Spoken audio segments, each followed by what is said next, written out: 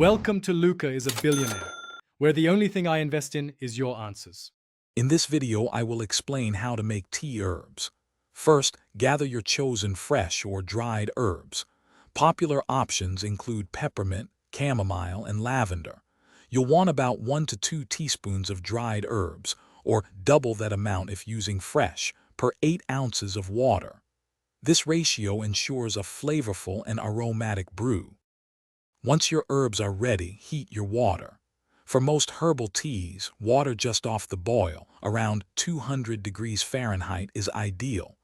Place your herbs in a tea ball, infuser, or directly into your mug.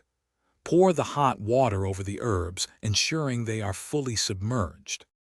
Steeping time is crucial for flavor. Delicate herbs like chamomile or lemon balm typically need 3 to 5 minutes. For more robust herbs such as ginger or rooibos, steep for 5 to 10 minutes. Experiment to find your perfect strength. A longer steep yields a stronger, more potent tea. After steeping, remove the herbs to prevent over-extraction and bitterness. Now, it's time to customize. You can add a touch of honey, a slice of lemon, or a splash of milk.